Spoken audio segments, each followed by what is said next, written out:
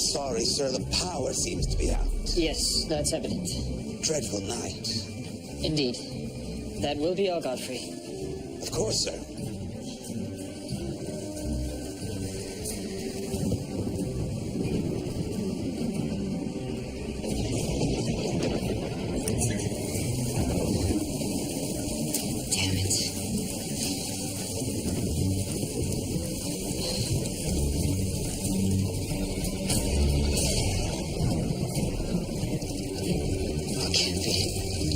Oh, dear God, please don't.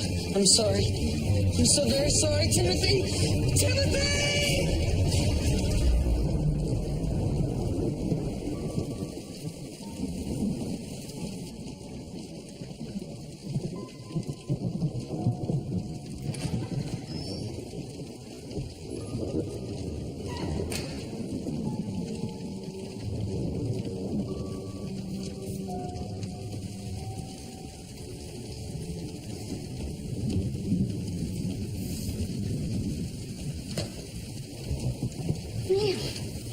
Hello?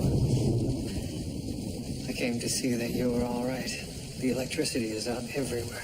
It's only darkness, William. It's quite lovely, actually. You never get to see the city like this anymore.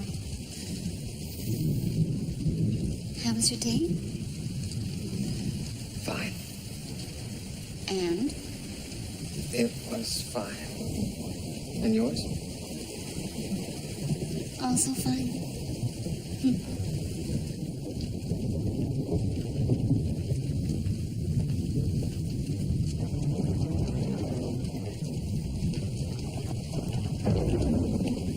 Sir, Doctor, rotten old night out there. The rain's got the sewer backed up. There's rats as big as pumpkins roaming the street. What brings you here, George? Sir, there's been a suspicious death at Beaton Manor.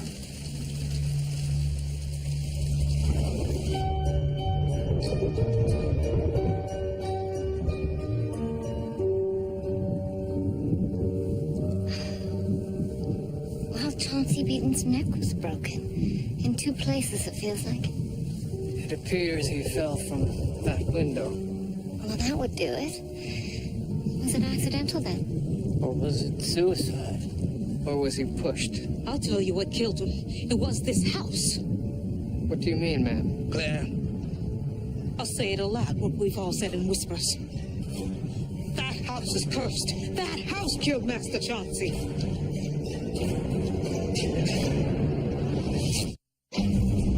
What do you mean the house killed him, ma'am? I mean it as I say it. It is cursed by voodoo. Bad magic. Very bad. That's enough, Claire. Please go inside. You'll have to excuse us. She's very superstitious. And you are? William Godfrey, the butler. I found the body. Mr. Godfrey put the call into us, sir. Oh, yes. You mentioned you thought the death was suspicious. What did you mean? I don't know. I thought I saw something. It may have been a trick of the mind. What did you see? As I was standing over Master Chauncey's body, I thought I saw someone standing in that window. Oh, my lord, sir. He's still there. George?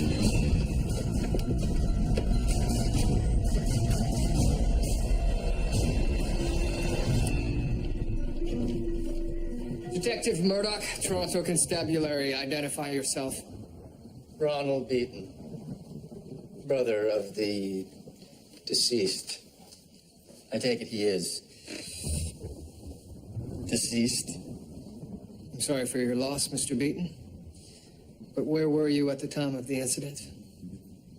Strange question. I had assumed Chauncey killed himself. Why assume that? Suicide runs in the family. Please, sir, your whereabouts. I was asleep in my room. Can anyone vouch for this?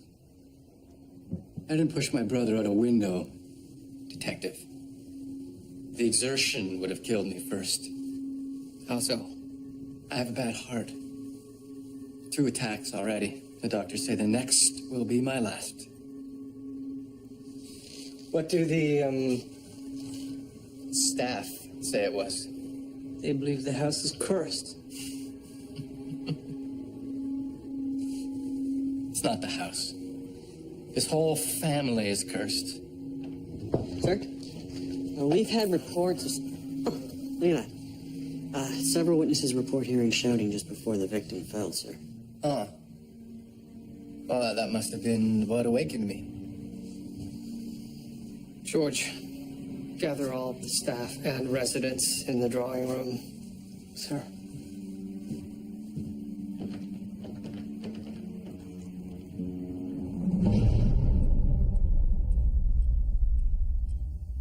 Who heard shouting in the moments before Chauncey Beaton fell?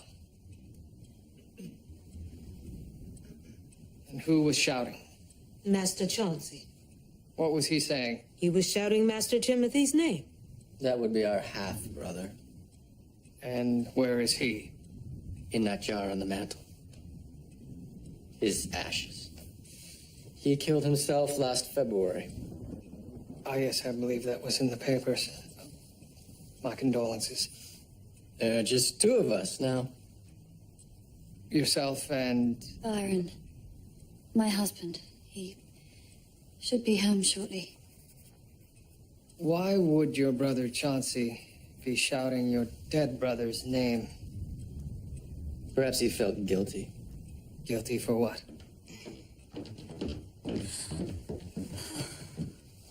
Byron, it's awful. So it's true then. Chauncey's dead. Oh, this is Detective Murdoch.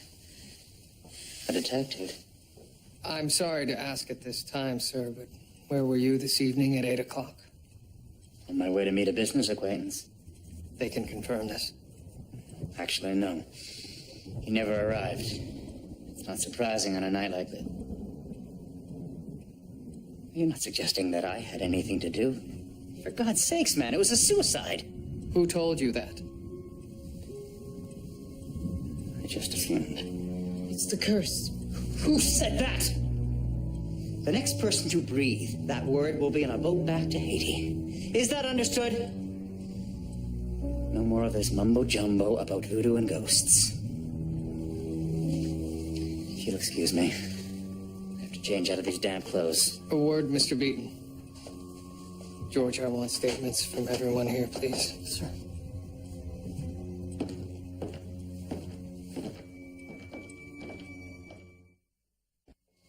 My apologies for that outburst, Detective. These people cling to the same superstitions their ancestors brought from Africa.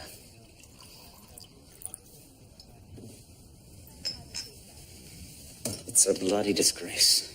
Sir, why would you assume that your brother committed suicide?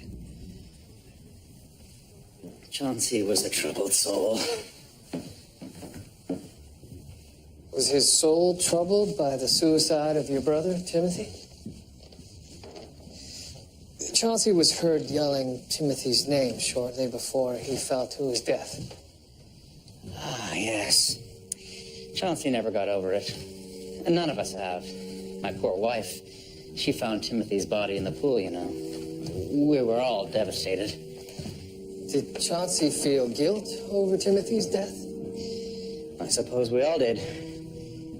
Before Timothy did himself in, he wrote letters to each of us detailing the wrongs we'd committed against him and his mother. Are these? Death masks, yes. A Beaton tradition. Death becomes us, you might say. I see. And what of these wrongs that Timothy wrote about? Did you ever meet Timothy? No.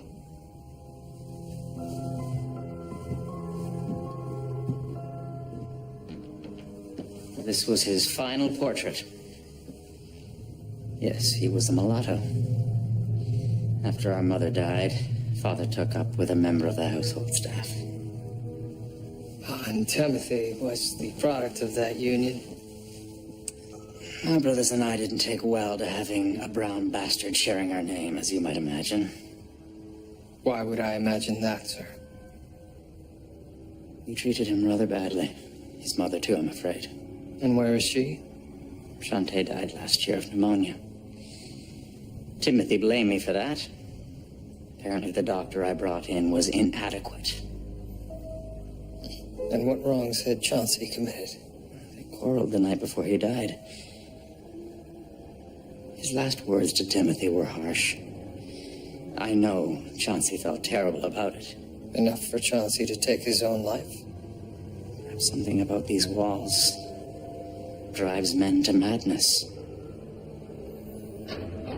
That's rubbish. You're telling me that this Chauncey fella calls his brother Timothy a few names, then feels so bad that he throws himself out of a window? Sir, Timothy Beaton did kill himself. Possibly as a result of that quarrel. Perhaps it was too much for Chauncey to bear. 6 months later. I understand regrets, Murdoch. I've had a few myself, but... I agree, it seems somewhat unlikely. But Chauncey was heard calling Timothy's name as he fell. Perhaps he was announcing his imminent arrival in the afterlife. I don't know, but perhaps there is something to this curse business. Curse? Yes, Beaton Manor is said to be cursed. Ah, well, that's it then. Good work, Crabtree. A curse, of course. Bloody hell. Clearly, we need to know more about this family. George, find out everything you can about the Beatons. Right away, sir. And the curse as well. But that's not to be your focus, George. Sir. You're just encouraging him, you know. Superstition has been used to cover up murder in the past. Perhaps someone is doing that now. Chauncey Beaton's skull was shattered in the fall, and his neck was indeed broken. He could have died on impact. Could have.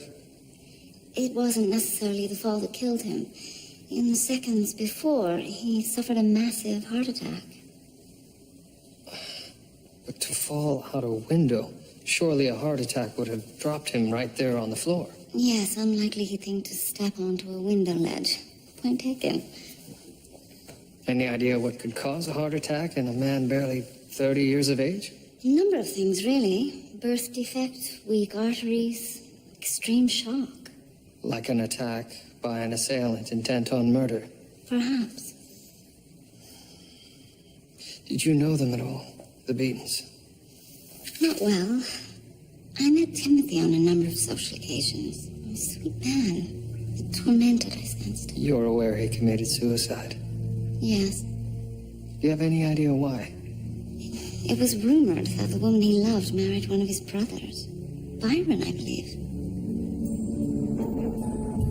What have you learned, George? Quite a lot, actually, sir. Would you like to ask me questions, or shall I regale you? I sense you're in a regaling mood. You would be correct. So, the Beatons are not actually Beatons. Their original family name was Beaton. French. Then Haitian. They held large plantations in what was then Saint Dominique. They fled during the slave rebellion in 1791, but couldn't go back to France because they were still lopping off heads there, so they came to Canada. I understand they made their fortune in rubber trees. And that's right, sir. They purchased large holdings in the Congo just before the rubber boom. Not so cursed after all. Oh, sir, I believe they're cursed. Over the last century, only a single Beaton man has ever survived past the age of 50. Really? How did they die? 7 sudden deaths, probably heart attacks, 5 suicides, and 3 accidental deaths, 2 of which involved a horse. Or horses. If that's not cursed, I don't know what is. I suspect this curse is nothing more than bad luck coupled with the melancholy of having too much money and too little purpose. Who was the one lucky survivor? Henry Beaton, the father of the 4 brothers. He died at the age of 63 years ago from a... Heart attack? Most likely, sir. Does it strike you as odd that the brothers all lived at Beaton Manor? Odd indeed, sir. Peculiar, even.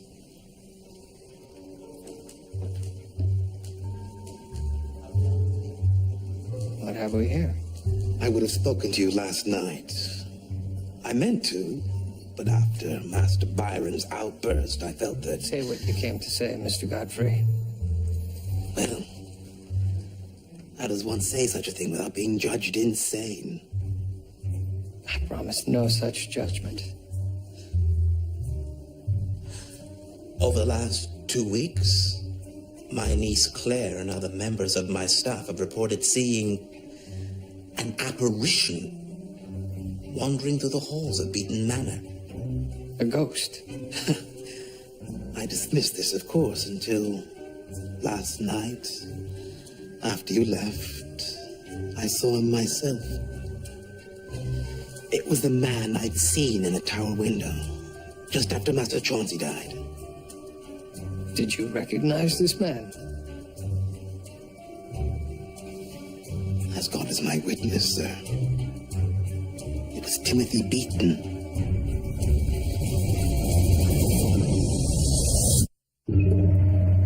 Who here believes they've seen the ghost of Timothy Beaton? No one? You can all rest assured that no matter what you say here, your jobs are safe. Isn't that right, Mr. Beaton? Yes, of course. So I'll ask again. Who here has seen this ghost?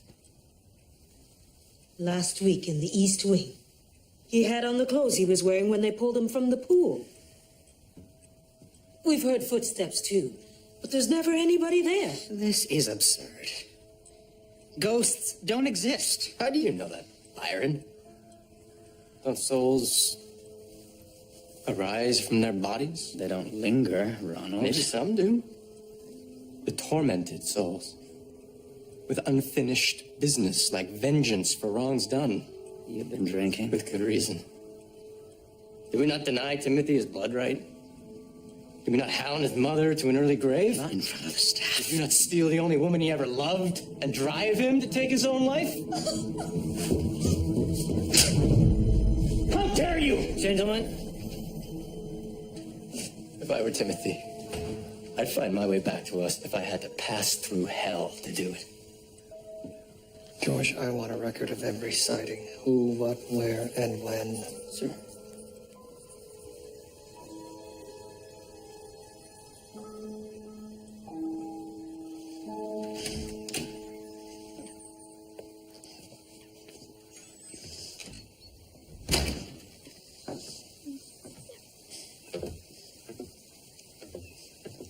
Mrs. Beaton. Thank you. I understand you were once courted by Timothy.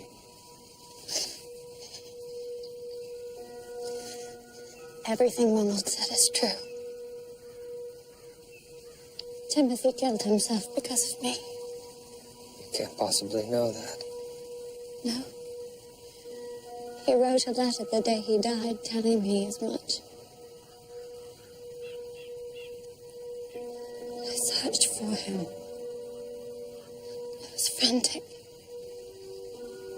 Yes, your husband mentioned you found the body. Timothy was at the bottom of the courtyard pool. He tied a sack of rocks about his waist. He'd had to smash through the ice with a sledgehammer to do it. Mrs. Beaton, if you don't mind, who signed Timothy's death certificate? Dr. Gladsford. He's highly reputable, William. I was just wondering if he may have been hasty in his conclusions. You think Timothy Beaton is still alive? I'm asking if it's possible. It would explain why people keep seeing him. Unless he really is a ghost. Julia.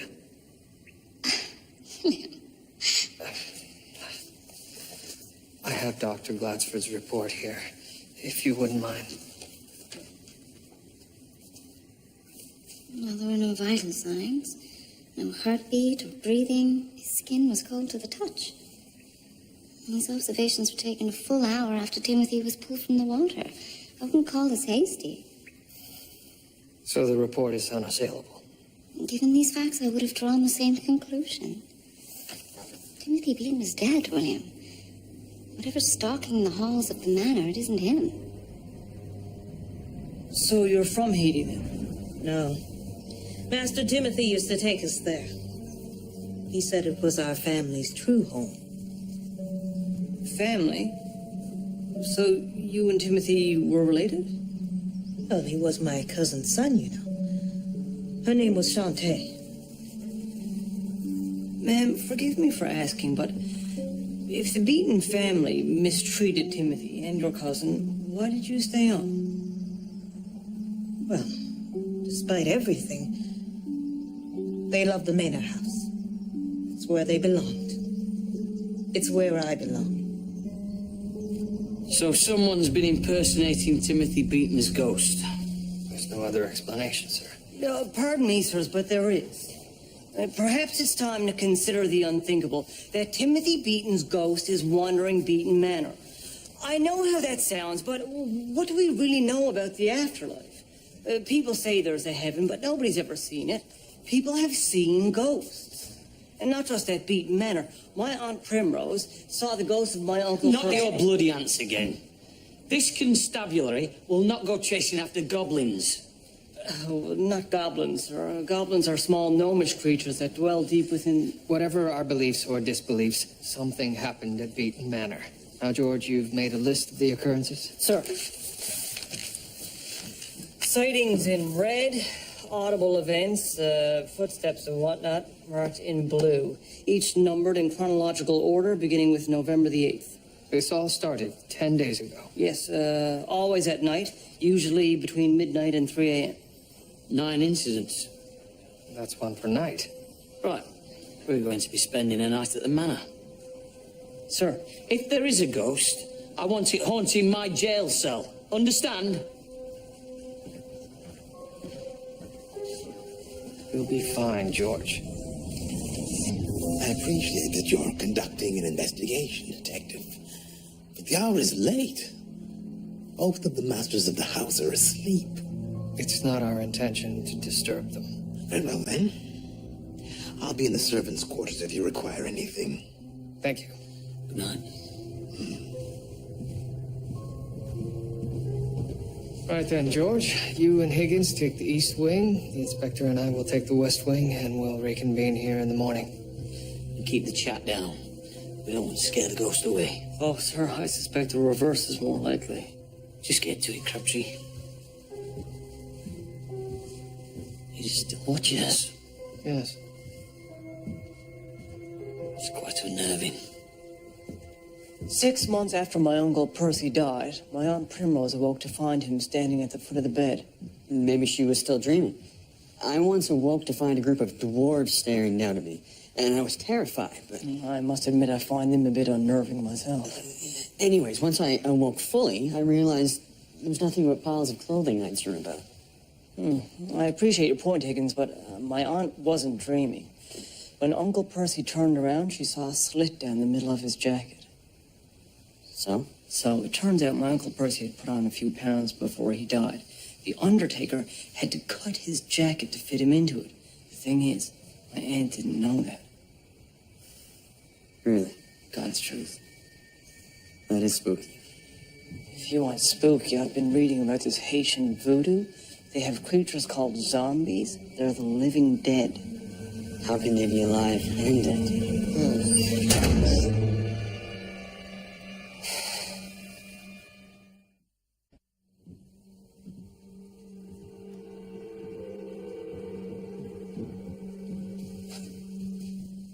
What is it, sir?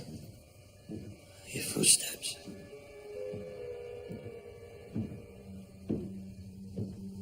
Coming from up ahead.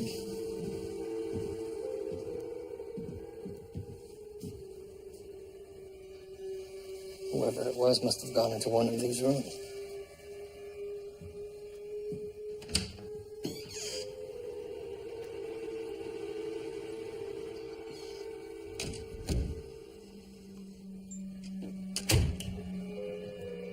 Empty. The same. Bloody hell. Maybe there is a ghost. Sir, you don't really believe that, do you? I grew up near the Yorkshire Moors. There's more ghosts than sheep. I don't believe in ghosts per se, but who's to say what goes on? Oh, the George Crabtree philosophy. Very funny, Murdoch. More footsteps, sir. Coming from behind us. Mr. Godfrey? I'm going to bed shortly. Is there anything you require? No, thank you, Mr. Godfrey. Good night.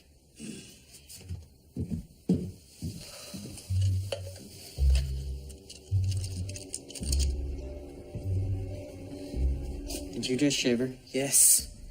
They say that when you shiver suddenly, it means a ghost just passed through you. Well, how do they know that? I don't know. Sounds speculative. Perhaps.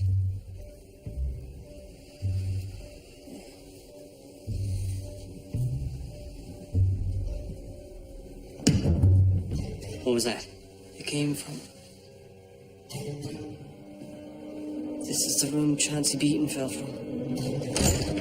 Who's there? Show yourself. It's just a cat, Crabtree. In Haiti, black cats have a certain dark magic about them. Mojo, I believe it's called. Mojo. I don't like the sound of that. Well, that's nothing. They have these dolls that you stick pins into. What's with these windows?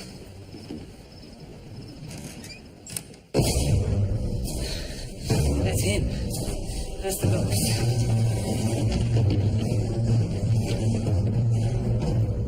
There he goes.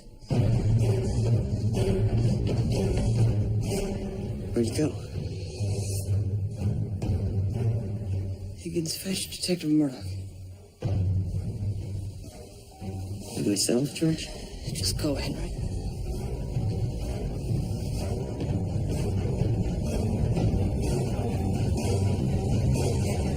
This ghost impersonator escaped out the window, right, Murdoch? Oh, sir, it's 3 stories straight down. A man doesn't simply disappear, George. Yes, but if it's not a man, sir... Sirs, perhaps he went into his death mask. Perhaps you're right, Higgins. Perhaps this is where his soul resides. Bloody hell, he's back there. You two stay here. Keep an eye open.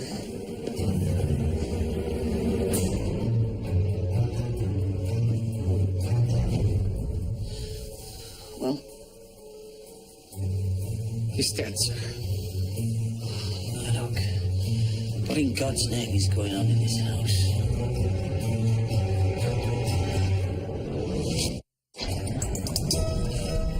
How did this happen? Right under our very noses. Sir, we don't know what happened. For all we know, Ronald Beaton died of natural causes. You don't believe that here? I can't say that I do, sir. Right. Theories. Facts, sir. 3 of the 4 Beaton brothers have died within the last 6 months, 2 within the last 3 days. All heirs to a fortune, with just one brother left standing. Let's get Byron Beaton in. Yes, sir. Who's that, sir? The Beaton family lawyer. I thought I'd have a chat. Very good. It's an unusual will, in that the estate in its entirety was passed on to all 4 sons in the form of a joint tenancy. What's that? Well, Inspector, it's a form of estate common to married couples. Upon the death of one, it automatically passes to the other. Except in this case, it passes to the surviving brothers. Very good. Why would old man Beaton do it like that? 2 reasons. One is Beaton Manor itself. The house and the property alone are worth close to $60,000, and that's not counting the furnishings. Right. You can't divide up a property like that. Well, you could if you sold it, but then it would no longer be Beaton Manor, would it, Inspector? I suppose not, Mr. Aylmer. What's the second reason?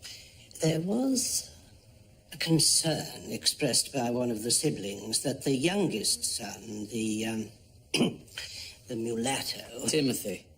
That Timothy intended to bequeath his portion to the household servants, which might be fine if he were the last to survive, but I trust you can see the implications if he wasn't. I'll do my best. Which brother expressed this concern? The eldest, Byron. You're aware you stand to inherit the entire Beaton fortune? Of course I'm aware. I'm not an idiot. And wasn't it at your urging that the estate be bequeathed as a joint tenancy? That was to prevent Timothy from making a mockery of the Beaton name. He despised us. Even his suicide was an act of hatred. I'm not convinced it was a suicide. I beg your pardon? Anyone could have tied the weights around his waist, broken through the ice. For all I know, he was dead already. You're suggesting I killed Timothy? No. No, I'm suggesting you killed all three of your brothers. One by one. I'm sorry. This line of questioning is too offensive to continue. You have no alibi for Chauncey's murder. What about Ronald's death? I was sleeping in my bed. I assume your wife can attest to this. No, I'm afraid I can't. Well, last night we went to sleep together, but he snores. I asked him to sleep in the guest room next to ours. But I can assure you he was in that room when Ronald died. How can you be certain? When I awoke to Ronald's screams, I went into the hall to investigate. Byron's door was still locked. He didn't come out into the hall as well. He sleeps soundly. But he did emerge when Godfrey pounded on the door to awaken him. You say you awoke to the sound of Ronald screaming. That's right. From the time you heard the screams to the time you exited into the hall, how much time had elapsed? 2 minutes. At the most. In 2 minutes, Byron would have had to travel from where he was in the West Wing all the way to the room that he slept in on the second floor. I've paced it out. How long did it take you? Just under a minute. Well, our boy could have covered that distance in half the time if he'd put a bit of sauce into it. What if he encountered someone? People heard Ronald scream. They were coming out of their rooms. Yes, that is a problem. But it is possible, in theory. Sir, surely the ghost was instrumental in Mr. Beaton's death. It was, George. What? But the ghost was Timothy. I saw it. It looked right at me. I believe the ghost was Byron. And I intend to demonstrate how he did it.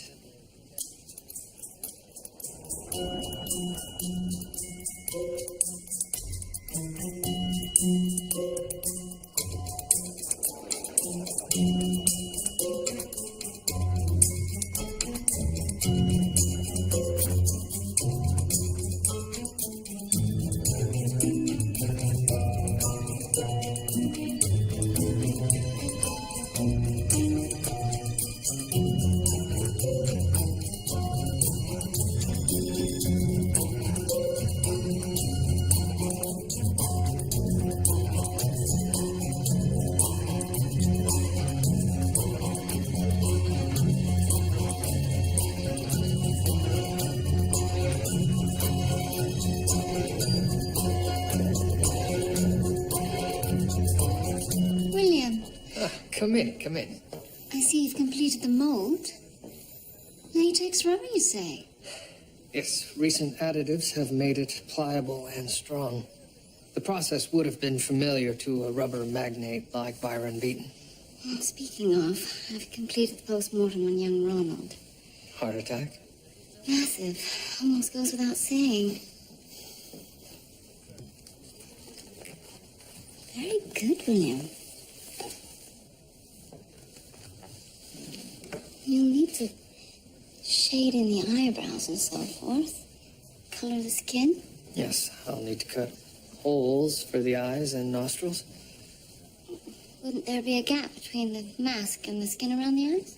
I believe that Byron glued the mask to his face. Right on. Oh, all right.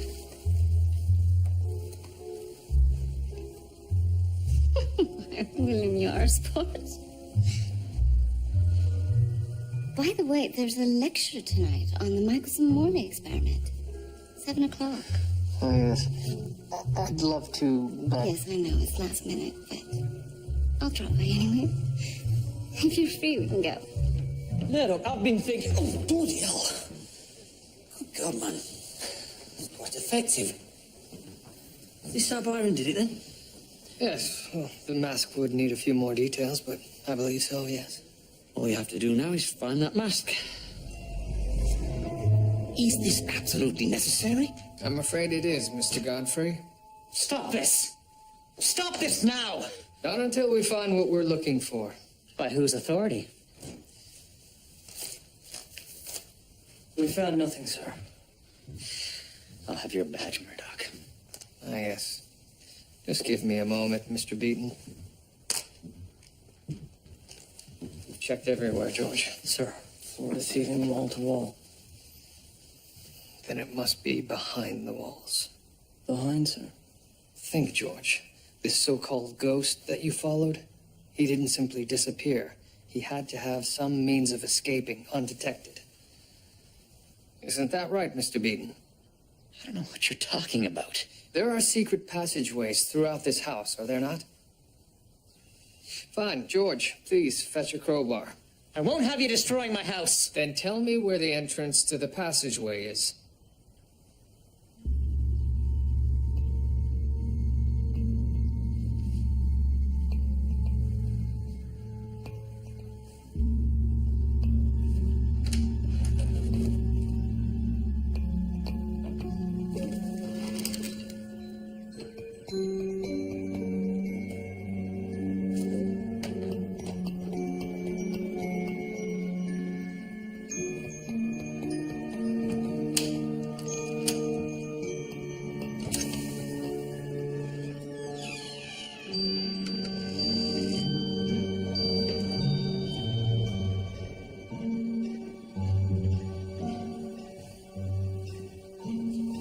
George, fetch the lanterns, please.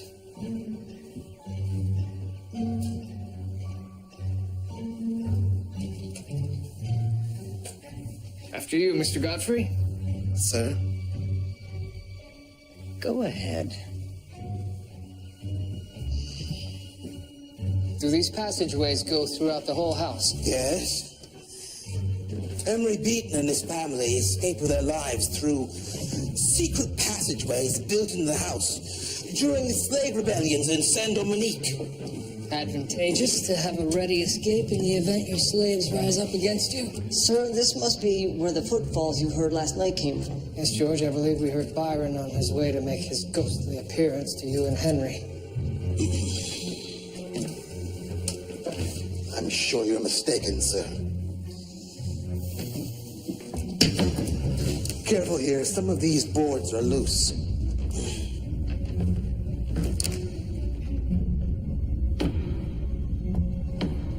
George.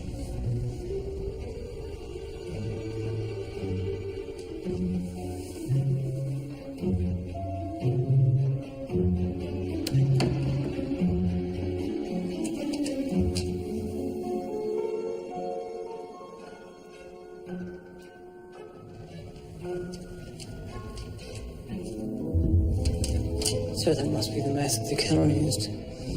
Yes, George. Arrest Byron Beaton.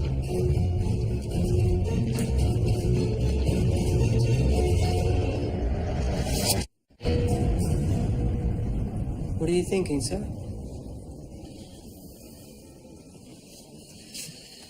This is a quality piece of work. Very detailed. Even so on the eyebrows.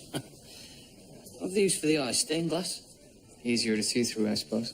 Why not just cut out the eye holes? He would have needed glue then to hold the mask on. Not enough time, I suppose. Well, congratulations, Murdoch. Another one solved. Perhaps. Perhaps. Perhaps. What does that mean? Sir, this mask could hang Byron Beaton. Why did he not just throw it in the fire when he returned to his room? He couldn't have expected us to find it in the secret passageway. But then why appear to you and Higgins as Timothy's ghost? What was to be gained from that? You're overthinking this, Murdoch. No, sir, I don't believe I am. The killer wanted us to find those passageways. And the mask. Why? Because it explains the appearance of Timothy's ghost and points the finger directly at Byron as the killer. A frame-up. Possibly. Then if it wasn't Byron, who else could it have been? Who first introduced us to the notion of a ghost? Godfrey. Yes, but he was disingenuous about it, even dismissing his niece Claire for being superstitious. Why? What did he have against the brothers? Did you say Claire was his niece? Yes. Claire told me that she and Timothy's mother, Shantae, were cousins. They were? But if they were cousins, and Claire is Godfrey's niece... You're mad. Why would I impersonate a ghost? Vengeance, Mr. Godfrey. Did you murder Chauncey Beaton? Did you frighten Ronald Beaton to death? For what reason? The Beatons have always been good to me. But they treated Timothy badly. They treated his mother even worse. And what concern would that be to me? Because your daughter was Timothy's mother. Which means Timothy was your grandson.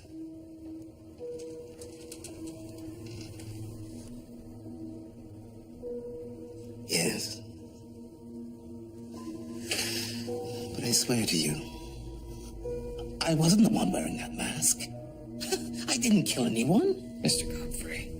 I didn't kill anyone! We encountered Godfrey here at 1:14 a.m. And George and Henry found the ghost here at 1:20 a.m. Which gave him 6 minutes to change into Timothy's clothes and scare the living bejesus out of Crabtree and Higgins. It's tight, Murdoch, and he's not a young man. No. Sirs, Yes, George? bad news, I'm afraid. No less than 3 maids swear they saw Godfrey come out of his room moments after Ronald's screams were heard. Out of his room, you're sure? Sir. That's down in the servants' quarters. A man can't be in 2 places at once, Murdoch. So what's your theory now?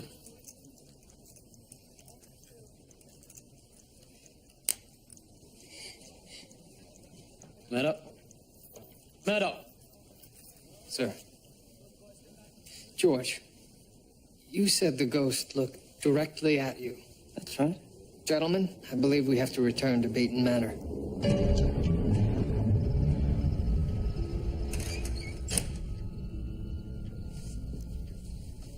And this is exactly as you saw him.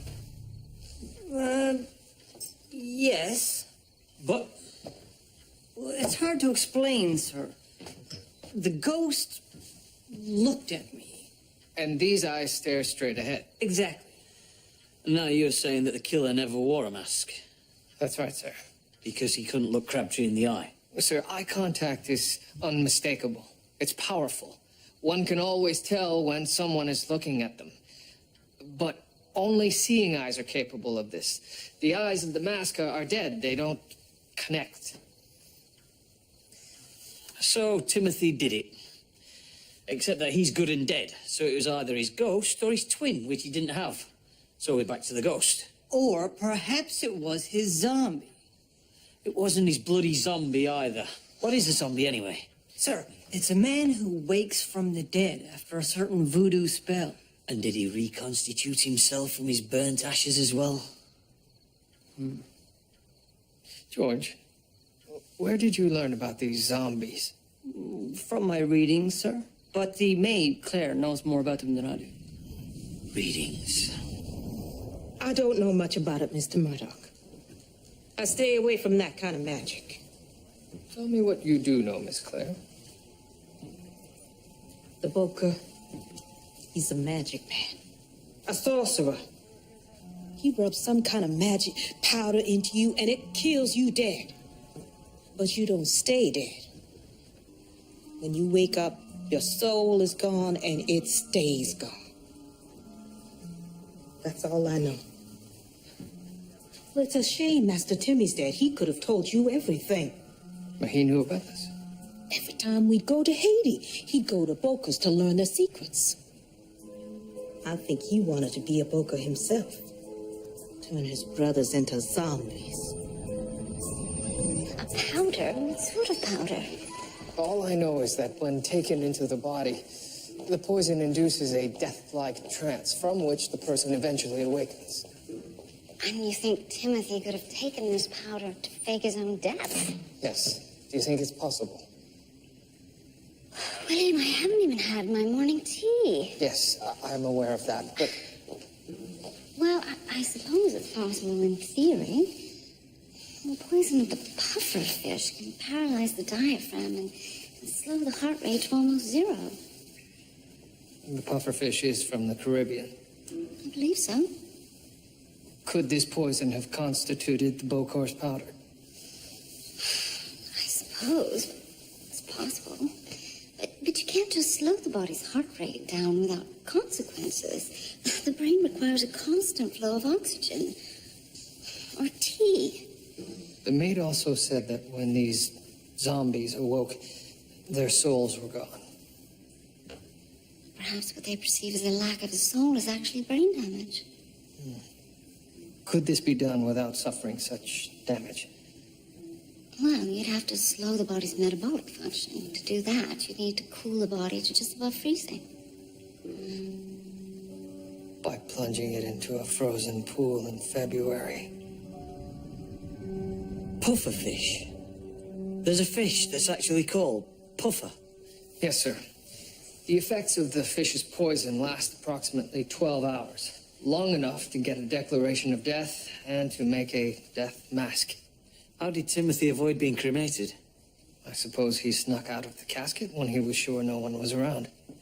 Would have been some trick to find a stiff for the coffin before it went to being smoked. Not for a man of means. Cadavers have been bought and sold in the past.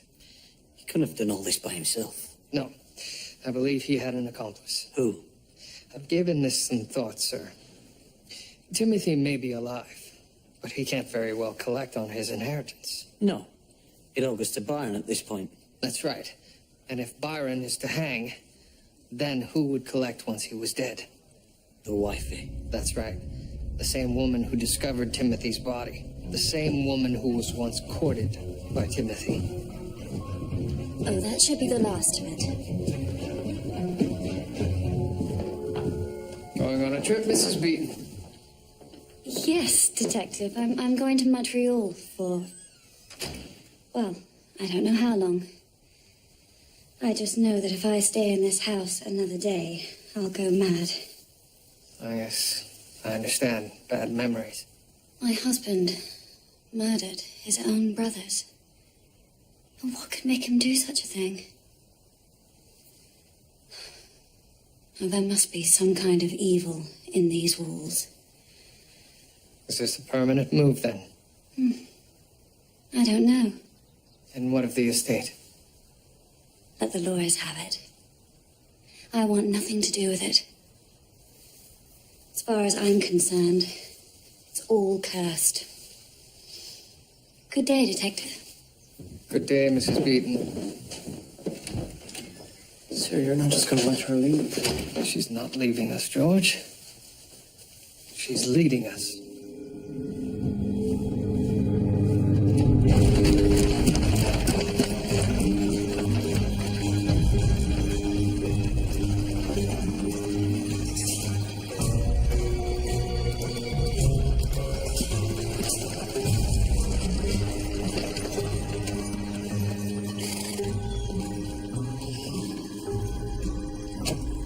Long John.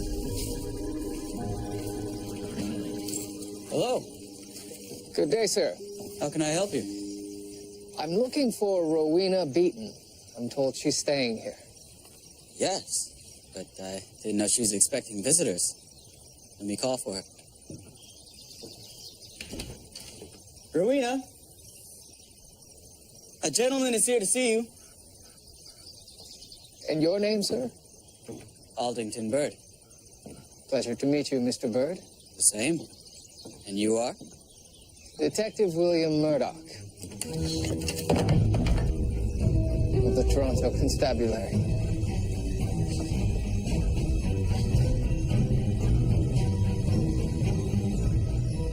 Damn you.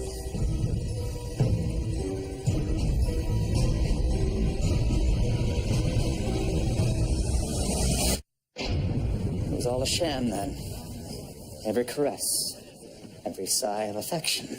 I'm afraid so. Rowena was a willing pawn in your brother's revenge. Whatever compassion she had for you was subverted by her desire to be with Timothy. It was my fault. Would it have been so hard to treat him with respect? Something to contemplate. I actually felt triumphant when I stole Rowena from him. Or thought I had. Shameful. I've deserved this. Begging your pardon, sir, no one deserved this. What they've done with the estate. I suppose sell off Beaton Manor. I should probably sell it myself, but who would want it? A cursed house, a cursed family. An all too human curse. No ghosts, no magic. I suppose you're right. Dwelling on it is not worth it. Perhaps I'll open our doors to the public. People love these so-called haunted houses. An intriguing idea. I might haunt it when I die.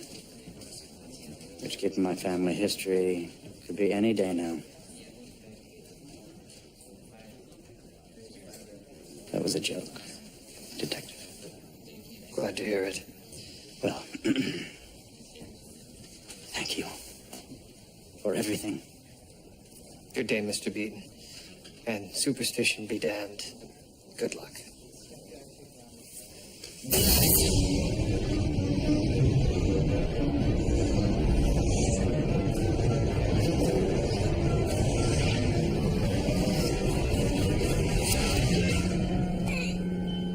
Mr. Beaton. Mr. Beaton!